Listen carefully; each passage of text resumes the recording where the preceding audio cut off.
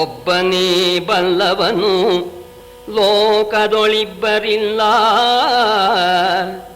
ಒಬ್ಬನೇ ಬಲ್ಲವನು ಲೋಕದೊಳಿಬ್ಬರಿಲ್ಲ.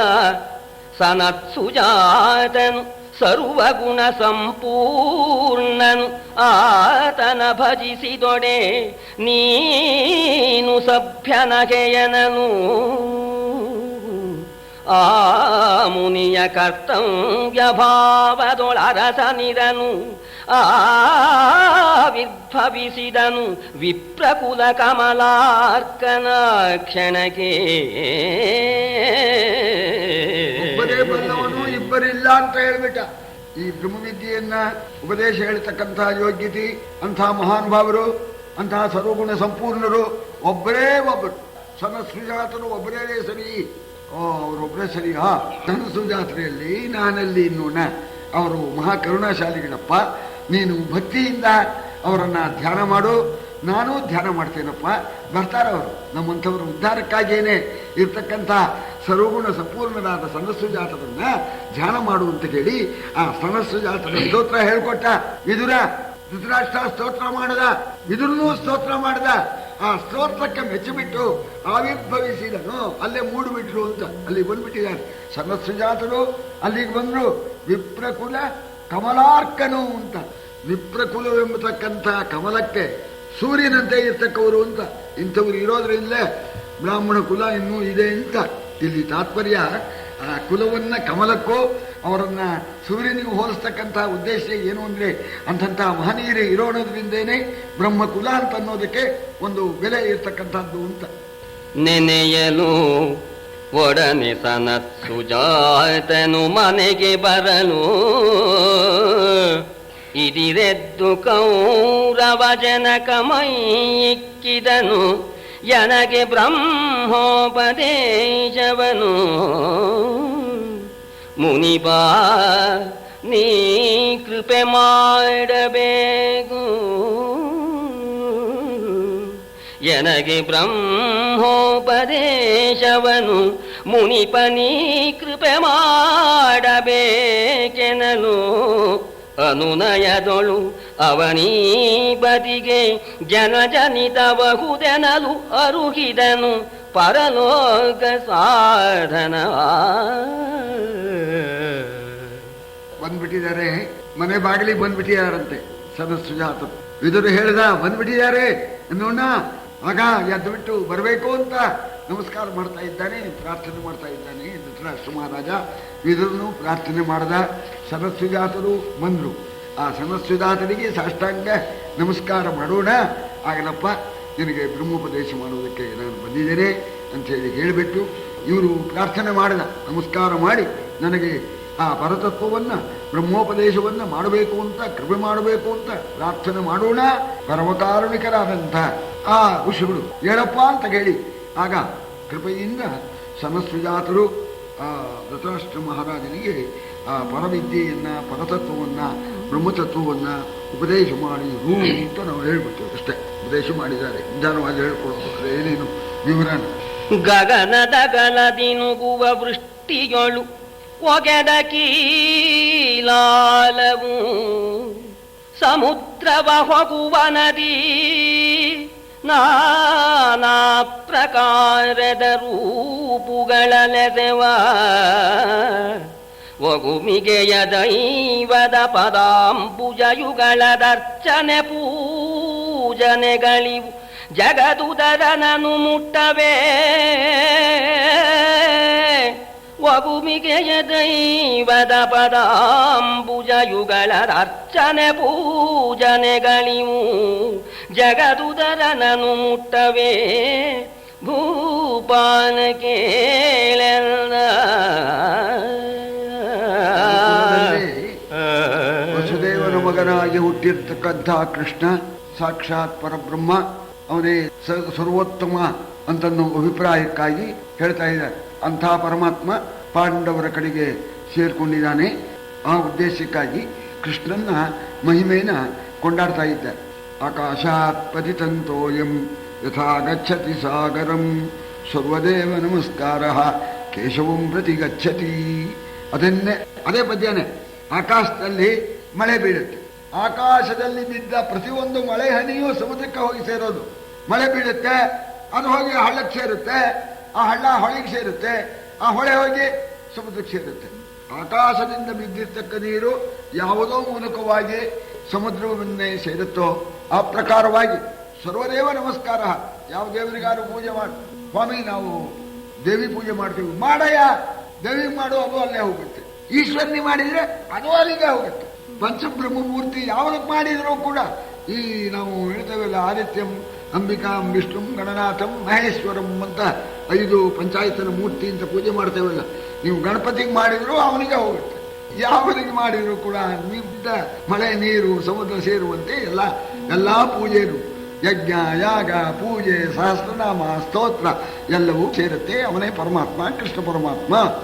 ಜಲದೊಳಗೆ ವಾರಾಹ ವಿಷ್ಣು ಸ್ಥಳದೊಳಗೆ ವಾಮನನು, ವನಸಂಕುಲದೊಳಗೆ ನರಸಿಂಹನಾಗಿಯೇ ಭಕ್ತನಿಕರವನು ಸಲಹುತಿಗನು. ಜಲದೊಳಗೆ ವಾರಾಹ ವಿಷ್ಣು ಸ್ಥಳದೊಳಗೆ ವಾಮನನು, ವನಸಂಕುಲದೊಳಗೆ ನರಸಿಂಹನಾಗಿಯೇ ಭಕ್ತನಿಕರವನು ಸಲಹುತಿಗನು. ಒಮ್ಮೆಯು ಜಗತ್ರಯದೊಳಗು ಹೊರಗೆಂದೆನ್ನದೆ ಅನುದಿನ ಜಲರುಹಾಕ್ಷನು ಕೃಷ್ಣ ಕೇಶವನಲ್ಲದಿಲ್ಲ. ಈ ಜಲರುಹಾಕ್ಷನು ಕೃಷ್ಣ ಕೇಶವನಲ್ಲದಿಲ್ಲೆಂದ. ಆ ಪರಮಾತ್ಮನೇನೆ ಕೃಷ್ಣ ಕೇಶವ ಎಲ್ಲ ಅವನೇನೆ ಅಂತ. ಈ ಜಲದಲ್ಲೇ ವಾರಾಹ ಅಂತ ವರಾಹ ಅವತಾರ ಮಾಡಿದ್ದಾನೆ, ವರಾಹ ಸ್ವಾಮಿಯಾಗಿದ್ದಾನೆ. ಭೂಮಿಯನ್ನ ಆ ಕೋರ್ದಾಡೆಯಿಂದ ಎತ್ತಿದ ಜಲದಲ್ಲಿ ವಾರಾಹ ಮೂರ್ತಿ, ಸ್ಥಳದಲ್ಲೇ ವಾಮನ ಮೂರ್ತಿ, ಅರಣ್ಯದಲ್ಲೇ ನರಸಿಂಹ ಮೂರ್ತಿ. ಎಲ್ಲ ಮೂರ್ತಿನೂ ಅವನೇ ಒಬ್ಬನೇನೆ. ಸರಹುವನು ಒಮ್ಮೆಯೇ ಜಗತ್ರಯವನು. ಈ 3 ಲೋಕವನ್ನು ಕೂಡ ಕಾಪಾಡ್ತಕ್ಕವನು. ಒಳಗೂ ಅವನೇ, ಹೊರಗೂ ಅವನೇ, ಎಲ್ಲ ಕಡೆಯಲ್ಲೂ ಇದ್ಬಿಟ್ಟು ಸರ್ವವ್ಯಾಪಕನಾಗಿ ಇದ್ಬಿಟ್ಟು ಈ ಜಗತ್ತನ್ನ ಸರಿಯತಕ್ಕಂತಹ ಪರಮಾತ್ಮ ಯಾವನು ಇದ್ದಾನೋ ಅವನೇನೇ ಕೃಷ್ಣ, ಅವನೇನೇ ಕೇಶವ. ಜಲೇ ವಿಷ್ಣು ಸ್ಥಳೇ ವಿಷ್ಣು. ವಿಷ್ಣು ಪರ್ವತ ಮಸ್ತಕೆ ಜ್ವಾಲ ಮಾಲ ಮಯೇ ವಿಷ್ಣು. ಸರ್ವಂ ವಿಷ್ಣುಮಯಂ ಜಗತ್ತು. ಪ್ರಪಂಚವೆಲ್ಲ ವಿಷ್ಣುಮಯ, ಜಲಮಯ ಅಂತಾರಲ್ಲ ಹಾಗೆ ಎಲ್ಲ ಕಡೆಯಲ್ಲೂ ತುಂಬಿಕೊಂಡಿದೆ. ಜಲಮಯ ಅಂತ ನಾವು ಯಾವಾಗ ಹೇಳ್ತೇವೆ ಅಂದರೆ ಎಲ್ಲೆಲ್ಲೂ ನೀನಾದರೆ ಜಲಮಯ ಅಂತಂತೇವಲ್ಲ. ಪ್ರಪಂಚವೆಲ್ಲ ವಿಷ್ಣುಮಯ ಅಂತ. ವಿಷ್ಣು ಜಲೇ ವಿಷ್ಣು, ಅಲ್ಲಿ ನೀರಲ್ಲೂ ಇದ್ದಾನೆ. ಸ್ಥಳೇ ವಿಷ್ಣು, ವಿಷ್ಣು ಪರ್ವತ ಮಸ್ತಕೆ, ಗುಡ್ಡ ತಲೆ ಮೇಲೂ ಇದ್ದಾನಂತ. ಸರಿ, ಆಮೇಲೆ ಜ್ವಾಲ ಮಾಲ ಮಯೇ ವಿಷ್ಣು, ಉರಿತಕ್ಕಂಥ ಯಜ್ಞೇಶ್ವರ ಅದ್ರ ಒಳಗಿದ್ದಾನಂತ. ಸರ್ವಂ ವಿಷ್ಣುಮಯಂ ಜಗತ್ ಅಂತ ಹೇಳಿ ಅಂಥ ವಿಷ್ಣುವಿನ ಮುಂದೆ ಅವನು ಬಿಟ್ಟು ನಿಮ್ಮ ಪರಾಕ್ರಮ ಆ ಕೃಷ್ಣನ ಮುಂದೆ ನಡೆಯುತ್ತೆ ಅಂತ. ಅವನು ಅಂಥ ದೊಡ್ಡವನು, ಅವನ ಮುಂದೆ ನಿಮ್ಮ ಪರಾಕ್ರಮ ನಡೆಯುತ್ತೆ. ಕತ್ತಲೆಯ ಕಾಲಾಟ ಸೂರ್ಯನ ನೊತ್ತುವುದೇ, ಕತ್ತಲೆಯ ಕಾಲಾಟ ಸೂರ್ಯನ ನೊತ್ತುವುದೇ. ದುಷ್ಕರ್ಮ ಕೋಟಿಗಳು ಎತ್ತ ಮುಟ್ಟುವೈ ಮಹಾಪುರುಷರನು. ಖಗಪತಿಯ ತತ್ತುದೇ ವಿಷ. ಕೃಷ್ಣರಾಯನ ಭಕ್ತರುಗಳನುಭವಿಸುವುದು ತಾಪಥ್ಯವೇ ಜಡ ಜೀವರಿಗೆ. ಕೃಷ್ಣರಾಯನ ಭಕ್ತರುಗಳನುಭವಿಸುವುದು ತಾಪಥ್ಯವೇ ಜಡ ಜೀವರಿಗೆ. ಹೇಳೆಂದ ನಾವು ನಿಭಾ ಕತ್ತಲೆಯ ಕಾಲಾಟ ಜೋರಾಗಿರ್ಬೋದು, ಸೂರ್ಯನ ಮುಟ್ಟೋಕೆ ಸಾಧ್ಯವೇನು? ಸೂರ್ಯನ ಒತ್ತೋದಕ್ಕೆ, ಸೂರ್ಯನ ಮುಚ್ಚೋದಕ್ಕೆ ಕತ್ತಲೆಗೆ ಸಾಧ್ಯವಿದೆಯೇ? ಹಾಗೆ ದುಷ್ಕರ್ಮ ಕೋಟಿಗಳಿದೆಯಂತೆ. ಕೋಟ್ಯಾನುಕೋಟಿ ದುಷ್ಕರ್ಮಗಳು ಮಹಾತ್ಮರ ಸಮೀಪಕ್ಕೆ ಆ ದುಷ್ಕರ್ಮ ಕೋಟಿಗಳು ಮುಟ್ಟೋದಕ್ಕೆ ಸಾಧ್ಯವೇ ಇಲ್ಲ. ಅದೇ ರೀತಿಯಾಗಿ ವಿಷ ಗರುಡನಿಗೆ ಮುಟ್ಟುತ್ತೆ ಅಂತ ಖಗಪತಿಗೆ ಆ ವಿಷ ಏನು ಮಾಡಿತು? ಶಾಸ್ತ್ರಕಾರರು ಶಾಸ್ತ್ರದಲ್ಲಿ ಹೇಳಿದ್ದಾರೆ, ಮುಂದಾಗತಕ್ಕಂಥದ್ದನ್ನು ಹೇಳಬಾರದು ಅಂತ. ಆದರೂ ನಾನು ಸೂಚನೆ ಕೊಡ್ತೇನೆ ಎಂದಿದ್ದಾರೆ. ಮುಂದಾಗತಕ್ಕಂತಹದ್ದನ್ನ ನಿನಗೆ ಒಳ್ಳೇದಾಗಲಿ ಇನ್ನು ನಿನಗೆ ನಾನು ಸ್ವಲ್ಪ ಸೂಚನೆ ಕೊಡ್ತೇನೆ. ಸ್ವಲ್ಪ ಎಚ್ಚರದಿಂದ ನೀನು ನಡಿ. ನಿಮ್ಮ ಈ ಮಕ್ಕಳಿದಾರಲ್ಲ, ಇವರ ವೈರದಿಂದ ಪ್ರಪಂಚ ಖಾಲಿಯಾಗತ್ತೆ ಅಂತ ಹೇಳ್ತಾರೆ. ಜಗತ್ತೇನೆ ಖಾಲಿಯಾಗತ್ತೆ ಈ ಮೋಹದ ಮಕ್ಕಳ ಈ ವೈರದಿಂದ. ಬ್ರಹ್ಮಾಂಡವೇ ಬರಿದಾಗೋಗತ್ತೆ. ಆದ್ರಿಂದ ಎಲ್ಲ ಭಗವಂತನಿಗೆ ಅರ್ಪಣೆ ಮಾಡಬಹುದು, ಎಲ್ಲ ದೈವಾಧೀನ ಅಂತ ಹೇಳಿ ತಿಳ್ಕೊ ಅಂತ ಹೇಳಿ ಹೇಳಿಬಿಟ್ಟು ಇನ್ನೊಂದು ಮಾತು ಅದು ಒಳ್ಳೆ ಸ್ವಾರಸ್ಯವಾದ್ದು. ಶೂಯತಾಂ ಧರ್ಮ ಸರ್ವಸ್ವಂ ಶುತ್ವಾಚೈವ ಅವಧಾರ್ಯತಾಂ ಆತ್ಮನಃ ಪ್ರತಿಕೂಲಾನಿ ಪರೇಶಾಂ ನ ಸಮಾಚರೇ.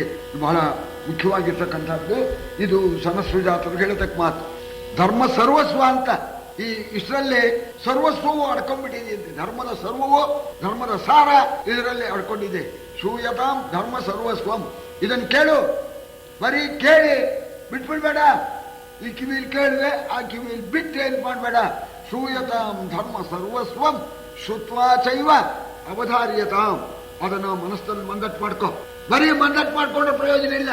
ಗೊತ್ತಿದೆ ನಂಗೆ, ನಿನಗೆ ಗೊತ್ತಿದೆ ಸಂಧ್ಯಾವನ್ನೇ ಮಾಡಬೇಕು ಅಂತ ಮಾಡೋದು ಅಷ್ಟೇ. ಗೊತ್ತಿದೆ ಸ್ವಾಮಿ ನಮ್ಗೆ, ಈಗ ಗೊತ್ತಿದ್ರಾಗ್ಲಿಲ್ಲ, ಅನುಷ್ಠಾನಕ್ಕೆ ಬರಬೇಕು. ಅದಕ್ಕೆ ಶುತ್ವಾಚೈವ ಅವಧಾರ್ಯತಾಂ. ಅದನ್ನ ತಿಳ್ಕೊಂಬಿಟ್ಟು ಅದರಂತೆ ಆಚರಿಸು. ಇಷ್ಟೇನೆ ಧರ್ಮದ ಸಾರ. ಆತ್ಮನ ಪ್ರತಿಕೂಲಾನೇ ಪರೇಶಾಮನ ಸಮಾಚಾರ. ಎಷ್ಟು ದೊಡ್ಡ ಮಾತು ಅದು. ಸನಸ್ಸುಜಾತರ ಬಾಯಲ್ಲಿ ಬಂದಿದೆ. ನಮಗೆ ಯಾವುದು ತೊಂದರೆ ಕೊಡುತ್ತೋ ಅದನ್ನು ಇನ್ನೊಬ್ಬರಿಗೆ ಮಾಡಬೇಡ. ನೋಡ್ರಿ, ನಮ್ಮನ್ನು ಯಾರು ಹೊಡೆದ್ರೆ ನಮ್ಗೆ ಎಷ್ಟು ಸಂಕಟ ಆಗುತ್ತೆ.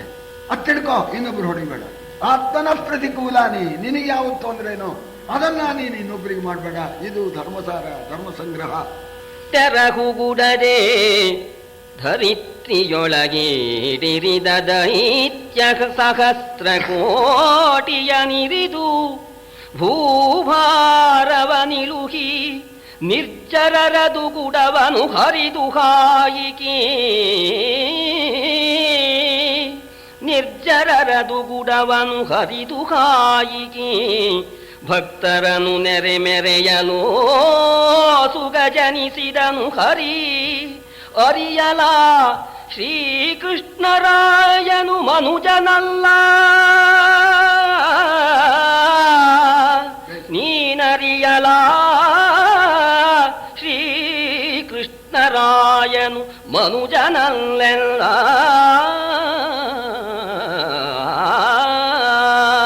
ದೇವತೆಗಳ ಭೂದೇವಿಯ ಪ್ರಾರ್ಥನೆಯಿಂದ ಭೂಭಾರ ಪರಿಹಾರ ಮಾಡಿ ದೇವತೆಗಳಿಗೆ ಯಜ್ಞಯಾಗಾದಿಗಳ ಫಲ ಒದಗಿಸೋ ಉದ್ದೇಶವಾಗಿ ಅವತಾರ ಮಾಡಿದ್ದಾನೆ. ಕೋಟ್ಯಾನುಕೋಟಿ ದೈತ್ಯರನ್ನ ಸಂಹಾರ ಮಾಡಿದ್ದಾನೆ. ತಾಮಸ ಗುಣದಿಂದ ಕೂಡ್ಕೊಂಡಿರ್ತಕ್ಕ ದೈತ್ಯರೆಲ್ಲರೂ ಕೂಡ ದುಷ್ಟರಾಜರಾಗಿ ಹುಟ್ಟಿದ್ದಾರೆ. ಆದ್ದರಿಂದ ಅವರನ್ನೆಲ್ಲ ಬಲಿ ಹಾಕ್ತಾನೆ. ಅವರನ್ನೆಲ್ಲ ನಾಶ ಮಾಡಿ ದೇವತೆಗಳಿಗೆ ಭೂಮಿಗೆ ಕ್ಷೇಮವನ್ನು ಉಂಟು ಮಾಡೋದಕ್ಕೋಸ್ಕರ ಬಂದಿದ್ದಾನೆ. ಕೃಷ್ಣ ಮನುಷ್ಯನಲ್ಲ, ಸಾಕ್ಷಾತ್ ಪರಮಾತ್ಮ ಕೃಷ್ಣನಾಗಿ ಅವತಾರ ಮಾಡಿದ್ದಾನೆ. ಕೃಷ್ಣ ಮನುಷ್ಯನಲ್ಲ. ಆತನ ಪಾಂಡವರ ಹರಿಭವನಾತು ಪಾರ್ಥನ ರಥಕ್ಕೆ ತಾನೇ ಸೂತನಾದನು. ನಿಮಗೆ ಜಯವೆಲ್ಲಿಯದು ಭೂಪತಿಯೇ. ಭೂತಳವನೊಪ್ಪಿಸುವುದು ಅಸುರಾರಾತಿಯನು ಮರೆಹೊಕ್ಕು ಬದುಕುವುದು ಈತ ತುಕ್ಷಣ ಅಲ್ಲದಿದ್ದೊಡೆ ಕೆಡುವಿರಕಟ. ಅಸುರಾರಾತಿಯನು ಮರೆಹೊಕ್ಕು ಬದುಕುವುದು ಈತ ತುಕ್ಷಣವು ಅಲ್ಲದಿದ್ದೊಡೆ ಕೆಡುವಿರಕಟಲ್ಲ. ಪಾಂಡವರ ಆ ಕಷ್ಟವನ್ನ ನೋಡಿಬಿಟ್ಟು ಆ ಪರಮಾತ್ಮ ಪಾಂಡವರ ಕಷ್ಟವನ್ನ ಪರಿಹಾರ ಮಾಡಬೇಕು ಅನ್ನೋ ಉದ್ದೇಶದಿಂದ ಬಂದ್ಬಿಟ್ಟು ಪಾರ್ಥನ ರಥದಲ್ಲಿ ಸಾರಥಿಯಾಗಿ ಕೂತ್ಕೊಂಡಿದ್ದಾನೆ. ಪಾಂಡವರ ಆ ಕಾರ್ಯವನ್ನ ದೇಶವನ್ನ ತೀರಿಸಬೇಕು ಅನ್ನೋ ಉದ್ದೇಶದಿಂದ ಬಂದು ತಾನೇ ಸಾರಥಿಯಾಗಿ ಕೂತ್ಕೊಂಡಿದ್ದಾನೆ. ಪರಮಾತ್ಮನೇ ಸಾರಥಿಯಾಗಿರೋಣದ್ರಿಂದ ನಿಮಗೆ ಜಯ ಎಂದಿಗೂ ಸಾಧ್ಯವಿಲ್ಲ. ಎಲ್ಲಿ ಜಯ? ಪರಮಾತ್ಮನ ಮುಂದೆ ಯಾರಿಗೆ ತಾನೇ ಗೆಲುವಾಗತ್ತೆ. ಆದ್ದರಿಂದ ಧೃತರಾಷ್ಟ್ರ ಪರಮಾತ್ಮ ರಾಯಭಾರಿಯಾಗಿ ಬರ್ತಾನೆ. ಹೇಳಿ ಕಳಿಸಿದಾನ ಧರ್ಮರಾಜ, ಪರಮಾತ್ಮನ ಕಳಿಸ್ತೇವೆ ಅದೇ ತೀರ್ಮಾನ ಅಂತ. ಪರಮಾತ್ಮ ಬಂದ ಕೂಡಲೇನೆ ಕೃಷ್ಣ ಅರ್ಪಣೆ ಮಾಡಿಬಿಟ್ಟಿದ್ದೇನೆ ಈ ಭೂಮಿನ ಅಂತ ಅರ್ಪಿಸ್ಬಿಡು, ಮುಂದಾಗಿದ್ದಾಗಲಿ ಹಾಗೆ ಮಾಡಿಬಿಡ್ತೇನೆ ಅಂತಾನೆ ಅವನು. ಅವ್ರು ಎದುರಲ್ಲಿ ಹಾಗೆ ಅಂದ. ಭೂತಳವನ್ನು ಒಪ್ಪಿಸುವುದು ಸರಿ, ಕೃಷ್ಣ ನೀನೇ ಗತಿಯಪ್ಪ, ನನ್ನನ್ನು ಉದ್ಧಾರ ಮಾಡು, ನಾನು ರಾಜ್ಯವನ್ನ ನಾನು ನಿನಗೆ ಅರ್ಪಣೆ ಮಾಡಿದ್ದೇನೆ ಅಂತ ಹೇಳಿ ಪರಮಾತ್ಮನ ನಂಬಿ ನೀನು ಬದುಕಪ್ಪ, ಇಲ್ಲದೆ ಇದ್ರೆ ಕೆಡ್ತೀರಿ, ನೀವು ಹಾಳಾಗಿ ಹೋಗ್ತೀರಿ. ಜಲಧಿಯೊಳು ದುಗ್ಧಾಬ್ಧಿ ತೀರ್ಥಾವಳಿಗಳೊಳು ಸುರನದಿ, ಮುನೀಶ್ವರರೊಳಗೆ ವೇದಂ ವ್ಯಾಸನು ಆವ್ರತಿಗಳೊಳು ಹನುಮಂತ, ಜಲರುಹಾಕ್ಷನೆ ದೈವದೊಳು ಜಲರುಹಾಕ್ಷನೆ ದೈವದೊಳು ಕೇಳು, ಉಳಿದ ಧರಣಿ ಪಾಲರೊಳಗೆ ಅಗ್ಗಳೆಯ ನೈ ಧರ್ಮಜನು, ಉಳಿದ ಧರಣಿ ಪಾಲರೊಳಗೆ ಅಗ್ಗಳೆಯ ನೈ ಧರ್ಮಜನು, ಚಿತ್ತೈಸೆಂದನ ಮುನಿಬಾ. ಸಮುದ್ರಗಳಲ್ಲಿ ಕ್ಷೀರ ಸಮುದ್ರ ಹಾಗೆ ಶ್ರೇಷ್ಠವೋ, ತೀರ್ಥಗಳಲ್ಲಿ ಗಂಗಾ ನದಿ ಹಾಗೆ ಶ್ರೇಷ್ಠವೋ, ಮುನೀಶ್ವರರಲ್ಲಿ ವೇದವ್ಯಾಸರು ಹಾಗೆ ಶ್ರೇಷ್ಠರು, ವ್ರತಿಗಳಲ್ಲಿ ಹನುಮಂತ ಯಾವ ರೀತಿ ಶ್ರೇಷ್ಠನೋ ಅದೇ ರೀತಿ ದೈವದಲ್ಲಿ ಈ ಪರಮಾತ್ಮನೇನೆ ಸರ್ವೋತ್ತಮನಾಗಿರ್ತಕ್ಕಂಥವನು. ಹಾಗೆ ಧರ್ಮರಾಜ, ರಾಜರಲ್ಲಿ ಧರ್ಮರಾಜನೇನೆ ಸರ್ವಶ್ರೇಷ್ಠನಾಗಿರ್ತಕ್ಕಂಥವನು. ಆದ್ದರಿಂದ ಕೃಷ್ಣ ಬಂದು ಕೂಡಲೇ ಒಪ್ಪಿಸ್ಬಿಡು ಅಂತ ಅನ್ನೋಣ, ಆಗಬಹುದು ಸ್ವಾಮಿ ಅಂತ ಒಪ್ಕೊಂಡ್ಬಿಟ್ಟಿದ್ದಾನೆ. ಅವನಿಗೆ ಒಳಗಿನ ಅಜ್ಞಾನವೆಲ್ಲ ಪರಿಹಾರವಾಯಿತಂತೆ. ಒಳಗಿನ ಅಜ್ಞಾನ ಪರಿಹಾರವಾಗಿ ಅಂತಃಕರಣದಲ್ಲಿ ಪ್ರಕಾಶ ಉಂಟಾಯ್ತಂತೆ. ಅಷ್ಟೊತ್ತಿಗೆ ಸರಿಯಾಗಿ ಭಗವಂತನು ಮೂಡ್ಬಿಟ್ಟ ಸೂರ್ಯನಾರಾಯಣ. ಈ ಪರಿಯ ಬೋಧೆಯಲಿ ನೃಪನನುತಾಪವನು ಮಾಣಿಸಿ, ಕುಬುದ್ಧಿಂ ವ್ಯಾಪಕನು ಧೃತರಾಷ್ಟ್ರನೆಂಬ ಅಪಕೀರ್ತಿಯನು ಬಿಡಿಸಿ, ಕಾಪಥಂಗಳ ನಿಲ್ಲಿಸಿ ತತ್ವಕಲಾಪ ವಿಮಲ ಜ್ಞಾನದ ಉದಯದ ರೂಪುತಾನೆಂಬಂತೆ ಸೂರ್ಯೋದಯವ ಕಾಣಿಸಿದ. ಸರಸ್ಸುಜಾತರು ಬೋಧನೆ ಮಾಡಿ ಧೃತರಾಷ್ಟ್ರ ಕುಬುದ್ಧಿಯವನು ಅಂತನ್ನೋದನ್ನ ತಪ್ಪಿಸಿಬಿಟ್ಟು ಅವನ ಅಜ್ಞಾನವನ್ನು ಪರಿಹಾರ ಮಾಡಿ ಅವನ ಅಂತಃಕರಣಕ್ಕೆ ಜ್ಞಾನ ಜ್ಯೋತಿಯನ್ನು ಉಂಟು ಮಾಡ್ತಾ ಇದ್ದಾರೆ. ಅಷ್ಟೊತ್ತಿಗೆ ಭಗವಂತ ಸೂರ್ಯನಾರಾಯಣ ಜಗತ್ಪ್ರಕಾಶಕ ಅವನು ಉದಯ ಹೊಂದಿದಾನಂತೆ. ಅಲ್ಲಿ ಸೂರ್ಯೋದಯವಾಯಿತು, ಇವನಿಗೆ ಜ್ಞಾನೋದಯವನ್ನ ಉಂಟು ಮಾಡಿದ್ದಾರೆ. ಸ್ವಾಮಿ ಧನ್ಯನಾದೆ ಅಂತ ಸೂರ್ಯೋದಯವಾಯಿತು, ಧನ್ಯನಾದೆ, ಬೆಳಕರಿಸಿಬಿಟ್ರಿ, ಒಳ್ಳೆ ಧರ್ಮವನ್ನ ಉಪದೇಶ ಮಾಡಿಬಿಟ್ಟು ಅಂತ ಹೇಳಿ ಧರಣಿಪನ ಸಂತೈಸಿದನು ಮುನಿವರನು, ಧರಣಿಪನ ಸಂತೈಸಿದನು ಮುನಿವರನು, ತನ್ನಾಶ್ರಮಕ್ಕೆ ತಿರುಗಿದನು ಗುರುತರ ಪ್ರೇಮದಲ್ಲಿ ಧೃತರಾಷ್ಟ್ರಾವನೀಶ್ವರನು. ಹರಿಯದಮಲಾನಂದರಸದನಿ ಹೊರೆದು ಕೊಂಪುಳಿಯೋಗಿ, ಹರಿಯದಮಲಾನಂದರಸದಲ್ಲಿ ಹೊರೆದು ಕೊಂಪುಳಿಯೋಗಿ, ಲಕ್ಷ್ಮೀಧರನ ನೆನೆದನು ರಾಯಗದುಗಿನ ವೀರ ನಾರಾಯಣನ. ಸಮಾಧಾನ ಮಾಡಿ ಭಗವಾನ್ ಸರಸ್ಸುಜಾತರು ತಮ್ಮ ಆಶ್ರಮಕ್ಕೆ ಪ್ರಯಾಣ ಮಾಡಿದರು.